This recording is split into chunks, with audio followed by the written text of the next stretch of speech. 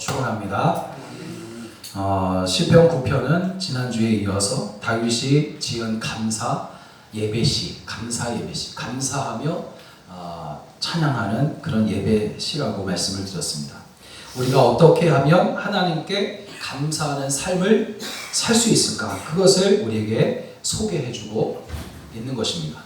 다윗은 자신의 경험을 토대로 우리에게 감사 생활을 이야기하고 있는 것이지 누구에게 듣고 참고해서 이야기를 지어낸 것이 아닙니다. 특별히 하나님은 은혜를 베푸시는 분이시며 감사의 생활이 멈추지 않도록 계속해서 은혜를 베풀어 주시는 분이신 줄로 믿습니다. 이런 감사할 수 있는 이유와 감사할 수 있는 원인들을 우리에게 계속해서 풍성하게 만들어주시는 분, 바로 그분이 우리 하나님이신 줄로 믿습니다. 그래서 이러한 사실을 알고 믿으며 체험했던 다윗이 마지막 순간까지 하나님께 감사할 수 있었던 것입니다.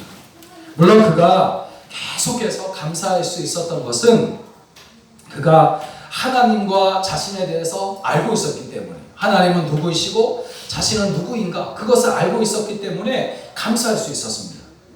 은혜를 베푸시는 분은 하나님이시고 자신은 하나님의 은혜를 받아야만 살 수 있는 존재라는 것을 알았기 때문이요. 또 하나님은 죄를 용서하시는 분이시고 자기 자신은 나는 하나님으로부터 죄를 용서받아야 살 수 있는 사람이라는 것을 깨달았기 때문입니다. 그리고 하나님은 한없이 크신 분이시지만 나는 정말 연약한 존재요, 정말 흙이나 먼지 혹은 티끌에 불과하다는 사실을 그는 항상 고백하며 살았기 때문입니다. 하나님은 통치자이시고 하나님은 다스리시는 분이시지만 자신은 하나님을 주님으로 섬기고 따라야 하는 종이라는 사실을 알았기 때문이에요. 그래서 인간은 누구도 하나님 앞에서 교만할 수 없으며 항상 겸손히 행해야 한다는 것을 그는 뼈저리게 느끼고 있었다는 겁니다. 그래서 마지막 순간까지 다윗은 하나님께 감사하며 살 수 있었던 것입니다. 여러분, 우리가 인간이 무엇이며 인생이 무엇인가를 알고 또 하나님이 어떤 분이신가를 알아 하나님과 바른 관계를 맺기 전까지는, 그리고 하나님의 말씀이 우리의 인생 속에서 꽃을 피울 때까지는 하나님을 참으로 안다라고 말할 수도, 또 하나님을 믿는다라고 말할 수도 없습니다. 당연히 감사를 할 수도 없을 것입니다. 시편 9편은 이제 다윗의 인생에 있어서 어떤 특정한 사건을 다루는 것이 아니라 그가 자신이 살아온 삶을 쭉 뒤돌아보고 감사하며 이제 남은 인생도 감사와 찬송이 가득한 인생이 될 것임을 믿고 미리 감사하는 그런 감사 노래입니다. 그리고 이제 다윗의 이 노래는 그의 삶의 신앙 고백이기도 합니다.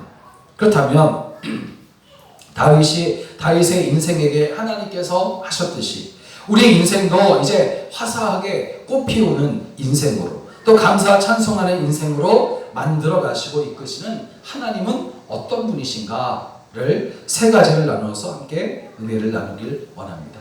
첫째로, 하나님은 환난의 때에 요새가 되시는 분이다 라는 겁니다. 다시 합니다. 하나님은 환난의 때에 요새가 되신다. 구절을 보니까 여호와는 압제를 당하는 자의 요새이시요 환난의 때에 요새이시도다, 그렇게 말합니다. 다윗의 이 고백은 사람이 사람을 보호하거나 지켜줄 수 없다는 것이고 여호와 하나님만이 환난의 때에 압제자로부터 보호하시는 완벽한 요새가 되시고 또 온전한 피난처가 되어주신다는 신앙 고백입니다. 하나님만이 나의 요새이시요 피난처가 되심을 삶 전체에서 고백하게 되시기를 주의 이름으로 축복합니다. 여러분, 인생이란 무엇입니까? 수많은 사람들이 인생에 대해서 이야기했습니다. 국어사전을 보니까 사전적인 설명을 보니까 인생이란 생명을 가진 사람의 존재다, 그렇게 이야기했어요. 사실 이해가 잘 가죠. 그러나 그럼에도 불구하고 복잡하고 다양한 인생을 설명하기에는 터무니없이 부족한 설명이에요. 그러나 여러분, 인생에 대해서 분명한 사실 하나, 그것은 뭐냐면 인생과 인생에게 속한 모든 것들은 다른 인생의 요새가 될 수 없고 다른 인생의 피난처가 되어줄 수가 없다는 것입니다. 많은 명언을 담긴 세네카의 말을 빌리자면 인생의 가장 큰 결함은 그것이 항상 불완전하다는 사실이다, 그렇게 말했어요. 그러니까 우리도 느끼듯이 우리 인생은 결함투성이고 불완전한 것이 사실입니다. 그러니까 왜 이런 인생이 자신과 같은 다른 인생들의 문제를 해결해 줄 수 없습니다. 아무런 도움이 되어줄 수도 그럴 만한 힘이나 능력도 가지고 있지 않다는 것이에요. 그렇지만 우리 인생과는 달리, 결함투성이고 불완전한 우리 인생과는 달리 1절과 2절을 보니까 하나님은 어떤 분이시냐면 내가 전심으로 여호와께 감사하오며 주의 모든 기이한 일들을 전하리이다. 내가 주를 기뻐하고 즐거워하며 지존하신 주의 이름을 찬송하리니. 그렇게 다윗은 노래하고 있어요. 이 말씀에서 주의 기이한 일들이라는 말을 히브리어로 이렇게 찾아보니까 니플라우트, 그렇게 불러요. 근데 이 말의 뜻을 보니까 경이로운 일, 인간의 능력과 이해와 능력을 초월한 탁월한 일, 그런 의미를 가지고 있어요. 그리고 지존하신 주라는 말을 히브리어로 찾아보니까 엘욘이라고 부르는데 이 단어는 모든 신 위에 뛰어나신 분, 전지전능하신 분, 그런 뜻입니다. 그러니까 여호와, 지금 1절과 2절 말씀에서 우리 인생은 불완전하고 결함투성이지만 하나님은 어떤 분이시냐면 인간의 이해와 능력을 초월한 탁월하고 경이로운 일을 행하시는 전능하신 분, 가장 뛰어나신 분, 그런 뜻입니다. 여러분, 아무나 우리의 요새가 될 수 없고 누구도 우리의 피난처가 될 수 없습니다. 연약한 인생은 다른 인생을 책임질 수 없지만 우리 인생을 만드신 하나님은 얼마든지 우리를 책임지실 수 있으신 분이신 줄로 믿습니다. 오직 전능하시고 경이로운 일을 만드시는 여호와 하나님만이 우리의 요새와 또 안전한 피난처가 되실 수 있는 줄로 믿으시기 바랍니다. 여러분, 기억하시고 마음에 새겨 놓으십시오. 하나님은 우리의 고난의 날에 유일한 피난처가 되신다는 사실, 모든 위험에서 안전하게 건져내 주시고 온전히 피할 수 있는 요새가 바로 우리 하나님이신 줄로 믿습니다. 여러분, 미련한 자는 세상에서 편안한 곳을 찾느라 늘 방황하고 고생하다가 찾지 못한 채 실망만 더 커지게 되겠지만, 정말 일찌감치 하나님을 나의 요새로 삼고 정말 그분에게 피하는 지혜로운 사람은 언제나 그 안에서 안전하고 평안하게 되는 줄로 믿습니다. 이슬람 교의 창시자 마호메트가 이슬람교를 버리고 기독교로 도망간 한 여인을 붙잡았어요. 죽임을 당할 수도 있던 그때에 그녀는 이렇게 말합니다. 전합니다. 당당하게. 나는 당신을 피해 하나님의 보호 아래 숨었다. 나는 당신을 피해 하나님의 보호 아래 숨었다. 그렇게 외쳤다고 해요. 그랬더니 이 마호메트가 깜짝 놀라면서 이렇게 말했대요. 너는 내가 감히 손대지 못할 피난처로 들어갔구나 하면서 그녀를 풀어주었다는 겁니다. 여러분, 아무리 무섭게 하는 권세를 가진 사람이라 할지라도 손을 쓸 수도 없는 확실하고도 안전한 피난처, 요새는 오직 우리 하나님이신 줄로 믿습니다. 따라서 해봅시다. 하나님은 나의 피난처요 요새이시니 내가 주께 피합니다. 나를 안전하게 하시고 평안하게 하시옵소서. 할렐루야. 이런 고백이 여러분 삶의 고백이 되시기를 주의 이름으로 축복합니다. 두 번째로, 주님은 어떤 분이시냐면 하나님을 찾는 자들에게 유일한 의지의 대상이다 라는 겁니다. 하나님을 찾는 자들에게 유일한 의지의 대상. 10절을 보니까 여호와여 주의 이름을 아는 자는 주를 의지하오리니 이는 주를 찾는 자들을 버리지 아니하심이니라. 할렐루야. 하나님을 의지하는 사람에게 하나님은 어떤 복을 주시냐면 내가 너를 버리지 않겠다고 하는 그런 말씀을 하시는 거예요. 의지하는 자에게. 여기에서 알다, 주의 이름을 아는 자는 주를 의지하오리니 그랬는데 여기서 알다라는 히브리어 말은 야다라는 말인데 이 단어를 전에 말씀드렸지만 히브리어는 뜻이 있는 글이거든요. 야다라는 단어인데 이 말은 단순히 그동안 몰랐던 것을 내가 알게 되었거나 또 그저 평범하게 어떤 지식을 갖게 되었다는 뜻이 아닙니다. 주의 이름을 안다는 것은 곧 깊은 체험을 통해서 얻은 지식을 말하는 것이에요. 그러니까 따라서 주의 이름을 아는 이라는 이 말씀은 단순히 하나님이라는 이름만을 안다는 것이 아니라 하나님과 깊고 정말 친밀한 그런 관계를 갖게 된 상태를 의미하는 것입니다. 또 주를 의지하오리니와 주를 찾는 자라는 이 말씀은 위기가 왔을 때, 삶의 위기가 왔을 때에 다른 곳이 아니라 오직 하나님 안에서 피난처를 찾는 믿음의 행위를 말하는 것이고, 이러한 사람은 하나님께서 외면하지 않으신다는, 하나님께서 거부하지 않으신다는, 버리지 아니하신다는 그런 말씀인 줄로 믿습니다. 이 사실은 이제 다윗이 그의 인생에서 실감나게 체험했던 것이에요. 여러분, 하나님을 바로 알고 의지하기로 오늘 다짐하시기를 주의 이름으로 부탁을 드립니다. 왜냐하면 이보다 더 안전하고 평안한 생활은 없기 때문입니다. 독일의 비텐베르크에 있는 마르틴 루터의 그 동상을 바치는 받침돌에는 그가 작사한 내 주는 강한 성이요 방패와 병기 되시니, 찬송가 545장일 거예요.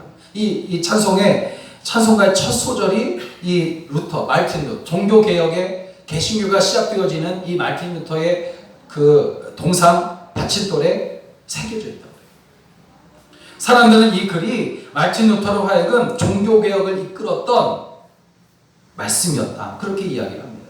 루터의 종교개혁이 한참일 때에 독일 황제와 로마 교황의 탄압을 동시에 루터는 받았어요. 한 번은 이제 종교개혁을 이끄는 루터가 황제의 명령으로 의회에 소환이 됩니다. 마치 베드로와 요한이 나사렛 예수의 이름으로 성전 미문에 앉아 있었던 나면서부터 안전뱅이 된 그 자를 나사렛 예수의 이름으로 걷게 한 그 기적이 있은 후에 수많은 사람들이 베드로에게 집중이 되자 바리새인들이 베드로를 의회에 소환을 했는데, 그것처럼 루터와 그의 동료들도 의회에 끌려온 겁니다.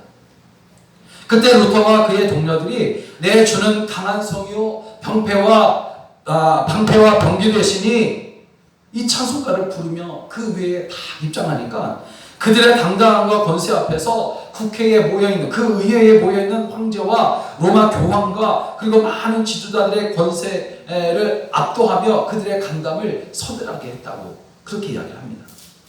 여하튼 마르틴 루터가 큰 고난과 핍박 속에서도 종교개혁에 성공할 수 있었던 것은 그가 하나님이 누구이시고 또 나 자신은 하나님을 바라볼 때 나 자신은 누구인지를 그가 알았던 까닭이요, 그리고 하나님이 누구인지를 아는 사람으로서 오직 하나님만 의지하는 믿음만이 모든 것을 이길 수 있다는 것을 그가 믿었기 때문이었어요.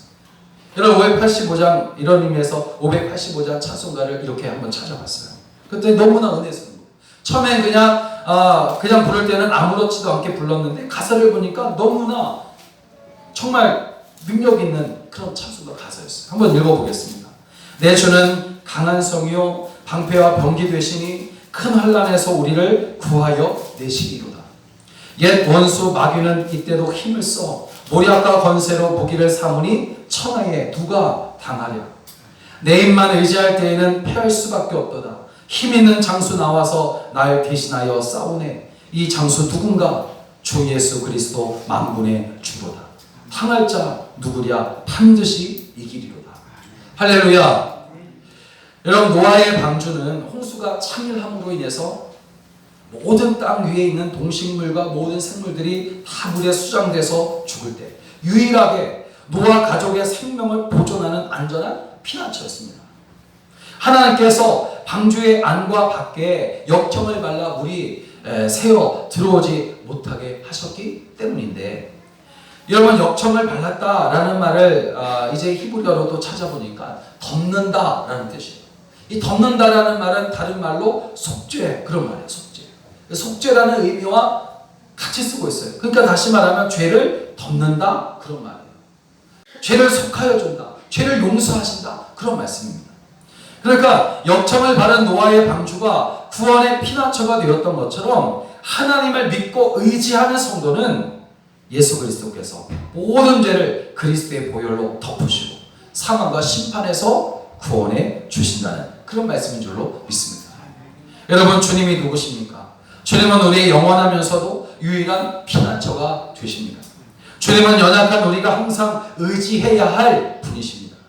인간은 하나님을 체험하여 알 때까지는 진정한 평안을 누릴 수가 없는 것이에요. 하나님의 은혜는 항상 우리에게 계속해서 선행되고 있지만 우리는 하나님 품 안에서 들어가 살기 위해 끊임없이 하나님을 찾고 찾아야 할 줄로 믿습니다. 주님을 찾고 찾음으로 유일한 피난처가 되시는 우리 주님 품에 안겨서 의지하는 그런 성도가 되시기를 주의 이름으로 축원합니다. 마지막으로 하나님은 주를 찾는 자에게 승리를 안겨주시는 분이다 라는 거예요. 19절을 보니까 여호와여 일어나서 인생으로 승리를 얻지 못하게 하시며 이방 나라들이 주 앞에서 심판을 받게 하소서. 이 가운데서 다윗은 자신의 믿음을 보여주고 있습니다. 즉 하나님께서 일어나시면 아무도 그에게 대항할 수도 이길 수도 없으며 하나님께서 한번 손을 드시면 모든 위험한 상황들은 다 끝나버리고 해결된다는 것을 알고 있는 다윗은 다시 한번 하나님께서 나를 위하여 일어나 주시고 나를 위해 손을 들어 주실 것을 애원하며 간구하고 있는 거예요. 하나님, 나를 위하여 일어나 주시옵소서. 하나님, 나를 위하여 손을 들어 주시옵소서. 그런 모든 위험한 일들은 다 끝나버리고 모든 문제는 해결될 줄로 믿습니다. 여러분, 인생이란 전능하신 하나님과 비교하여 연약하고 무능한 존재인 인간을 가리키는 것으로 다윗은 인생들, 즉 인간들로 하여금 자신들이 하나님 앞에서 얼마나 연약하고 유한한 존재인가를 알게 해달라고 기도하는 겁니다. 20절에 보니까 여호와여 그들을 두렵게 하시며 이방 나라들이 자기는 인생일 뿐인 줄 알게 하소서. 인간이 가지고 있는 힘을 다 드러내고 자랑할 것이 아주 많을지라도 인생은 인생일 뿐이라는 거예요.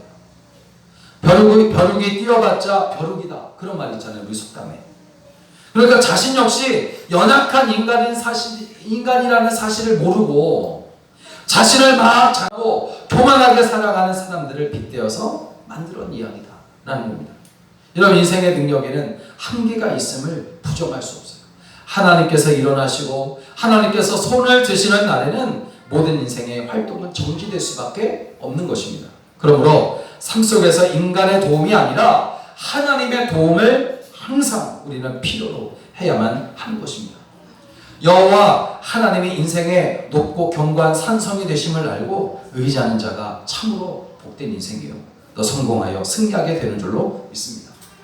어느 날 강가에서 서 있는 참나무와 갈대들이 서로 이야기를 하고 있는데 갑자기 무서운 태풍이 휘몰아치는 거예요. 참나무는 태풍에게 막 소리 지릅니다. 참나무가 얼마나 강하냐 이 말이에요. 참나무가 태풍에게 이야기합니다. 내가 나같이 강한 나무를 꺾으려고 하느냐? 어디 한번 나를 한번 꺾어봐라. 자신 있게 소리를 쳐요. 근데 그 순간 태풍이 강하게 불더니 참나무가 두 동강 내고 말았어요. 꺾어진 참나무가 강에 떠내려가면서 보니까 가녀린 갈대들은 태풍에도 꺾이지 않고 그대로 서 있는 거예요. 그래서 참나무가 갈대들에게 묻습니다. 나같이 강한 나무도 꺾였는데 너희들은 어떻게 강한 태풍에도 아무렇지도 않게 서 있을 수 있느냐? 그렇게 물었더니 갈대들이 이렇게 말해요. 너는 태풍을 맞서서 이기려고 했기 때문이다. 우리는 태풍을 이기려고 맞서본 적이 없다. 우리는 태풍을 이길 수 없다. 그래서 우리는 태풍이 동쪽에서 서쪽으로 불어오면 알았어 하고 서쪽으로 머리를 숙였고 남쪽에서 북쪽으로 불어오면 알았어 하고 북쪽으로 움직여 주었을 뿐이다. 그렇게 우리는 바람이 지날 때마다 허리를 굽히고 우리의 몸을 바람에 맡겼을 뿐이지. 그렇게 이야기했다고.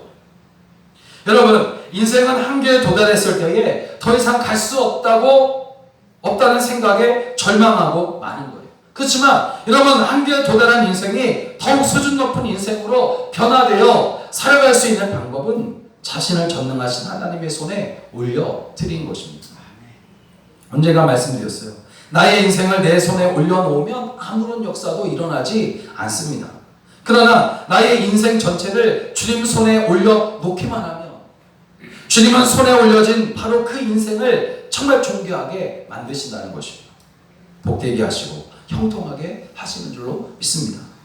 인생이 세상의 역경에도 꺾이지 아니하고 살아가는 비결은 세상을 이미 이기신 주님 앞에서 머리를 숙이고 허리를 굽히며 가라고 하시는 대로 가고 서라고 하시는 대로 서고 순종하는 것뿐입니다.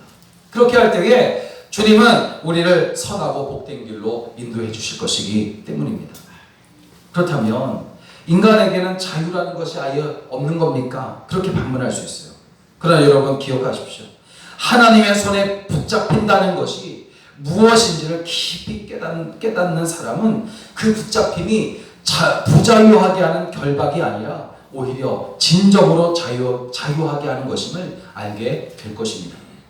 인생을 멋지고 가장 가치 있게 그리고 풍요롭게 살기 위해서는 하나님의 간섭이 절대적으로 필요하다는 것을 알게 될 것입니다. 사랑하는 여러분, 사는 동안 넘어지지 아니하고 후회 없는 삶을 살기 원한다면, 혹 넘어져서 아프지만 일어나 전보다 더욱 힘있게 살아가기를 원한다면 하나님께서 나의 인생에 개입하여 주시기를 간절히 구하시길 바랍니다. 하나님께서 명령하시는 말씀 따라 이런 순종하시기를 주의 이름으로 축원합니다. 심리학자들의 말에 의하면 사는 동안 인간에게 일어나는 사건은 10%라고 해요. 10%라면 나머지 90%는 그 사건에 대한 반응이라고 해요. 살아가는 동안 주변에서 일어나는 사건으로 해서 내가 아프고 힘든 거, 그게 10%라면 그 아프고 힘든 것에 대해 반응하며 살아가는 것이 90%라고 해요.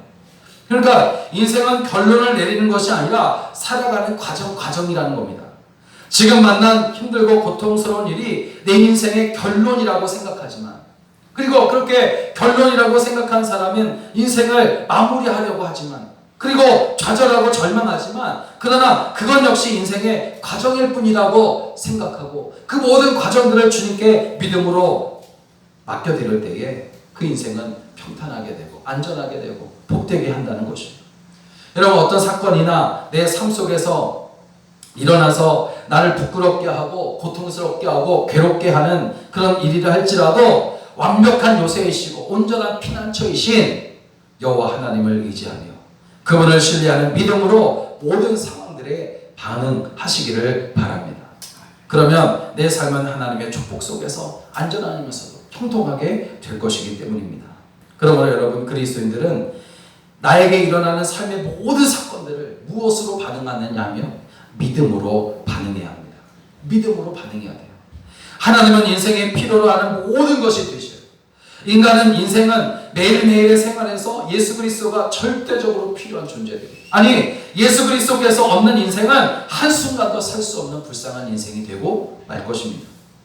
예수 그리스도만이 우리의 완벽한 요새시고 온전한 피난처 되심을 알고 믿음으로 고백하며 순종하고 의지해서 주 안에서 자유와 기쁨이 가득한 그런 삶이 되시기를 주의 이름으로 간절히 축원합니다. 축원합니다. 기도하겠습니다.